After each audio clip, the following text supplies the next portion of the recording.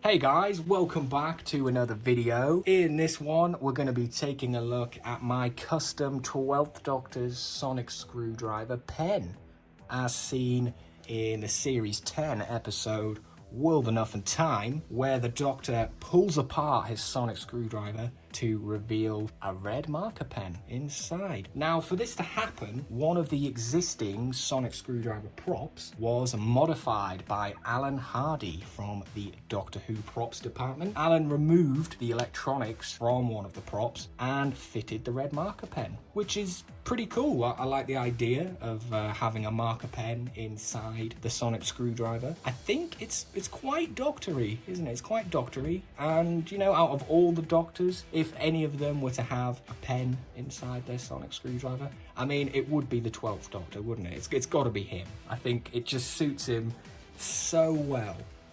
You know, like in the scene, we see him trying to explain like black holes and gravity to that blue guy. And the poor blue guy, he just isn't getting it. So, you know, Capaldi whips out his sonic screwdriver pen and starts drawing some diagrams on the nearest computer screen. just brilliant, really. I love it. So this is it here. But I actually did one of these back in 2016, I think it was. So this was the first one that I did. And as you can see, it's not really the best, is it? Especially when you compare it to the newer one, which we'll do momentarily. But yes, for this one, I used a broken sonic screwdriver that I had and a old Sharpie pen, which is what we have here. Yeah, that was back then. And now for this new one, we have a working sonic screwdriver. Oh yeah, working sonic screwdriver. And a new pen. But it's not only a new pen, it's the screen accurate pen. Everybody, this is the exact same type of pen that was used on the original prop. So not like this one here, where we've got a Sharpie pen. No, we've got the real deal here. We've got the real deal. So I had a spare 12th Doctor's sonic screwdriver, and I'd been thinking about doing this for quite a while now, but I wanted to make sure that if I was to make another one, I would do it with the proper pen this time, the accurate pen, rather than the Sharpie pen.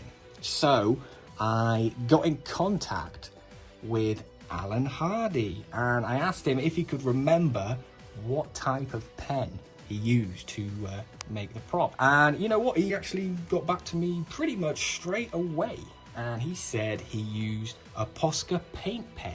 So yeah, this is the red version here. He used a silver pen, but the ink from a red one, so hence why we have the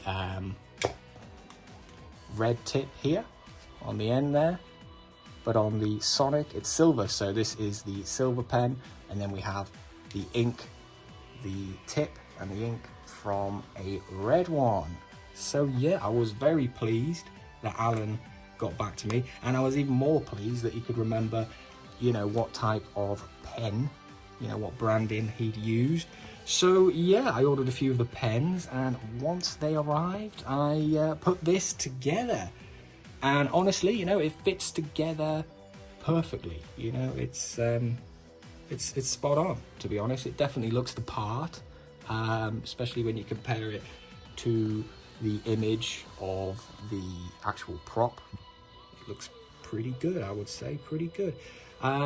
So because I decided to keep the electronics in this one, there wasn't really any room for the ink to fit inside.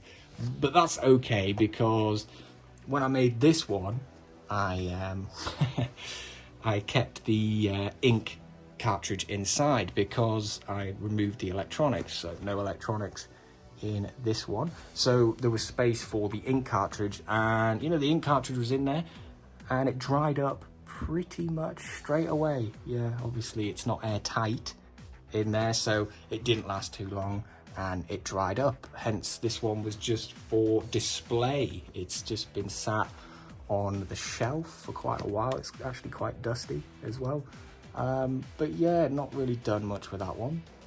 So I was definitely like, if I'm going to do it again, we've got to do it with the proper pen. And yeah, since I had a spare one, obviously you kept it wired up so it still works. And I even did the little modifications to it so the switch stays on.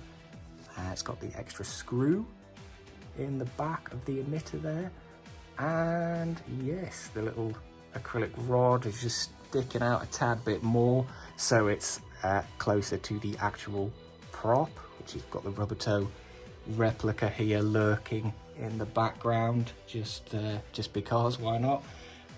So yeah, because this has the electronics inside, there isn't room for the ink cartridge, but that's fine, because what I've done here is we've got this pen nib. Sorry, I forgot what it was called. The nib of the pen here is dry. This is dry, so that's just for display basically. So I can take that out, right? Take that out, and then what you do is you grab the pen, you put the pen inside there. Look at that, eh? And then just give it a little tap. Okay, so here we now have ink on the nib. So we could, right, you know, do the little diagram and what. Yeah, I'm not really good at diagrams. That doesn't look like a diagram, but I was trying to draw the spaceship, guys. I'm trying to draw the spaceship going into the black hole, all right? Okay. But yeah, now we've got to have that on the board for the rest of the video. Great. But yeah, so if I want to write with it, then I can do that. I can put the nib in, and you know, it just stay. It has quite a lot of ink in it for the little nib that it is. And then once I'm done, you know, I could just push it back in there. It doesn't go in as well, but yeah, push it in, pop the lid back on, and then yeah, just put that bit in there, and there we go. So best of both worlds, you know, it can be displayed and actually assembled like a proper Sonic, which I've just realized I haven't actually put it in. So yeah, it actually fits in the bottom half quite well, so I had to split the ring, but once it's in, it pressure fits in, and there we go. Look at that. You wouldn't even know that there was a pen in there. So here we have the standard character options version. Just a little comparison here. This isn't my upgraded version. This is literally just box standard. But there you go. You can see the comparison there. It's in there. You know, it's got the little upgrades. It's got the switch modification, and now it has the pen. Look at that. So yeah, that fits on there. That pressure fits in. It's not going to come off. You know, you can twist it on and off. Yeah, it's pretty cool. Obviously, with the electronics being inside the batteries, so usually on these, this is the standard one here. You just twist the end section off, and that's where we have the batteries. So you can see that bit is missing from my new pen version. So for that, I have some smaller batteries that fit inside this blue section. So the batteries don't last as long, but it still lights up and works, which is cool, you know, because obviously with this one, it was already broken in the first place. So it was never part of the plan to add electronics to my original one, but it's something I thought, since this is a working Sonic, I don't want to destroy the electronics, so I'll keep them in.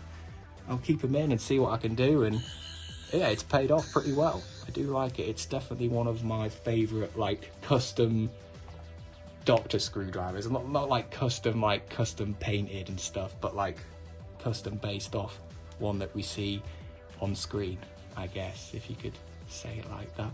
But yeah, I mean, pretty good really. I've rambled on quite a bit, done a bit of doodling on the board there, But yeah, that's it really. That is the 12th Doctor's sonic screwdriver pen. What a beauty it is. What an interesting sonic.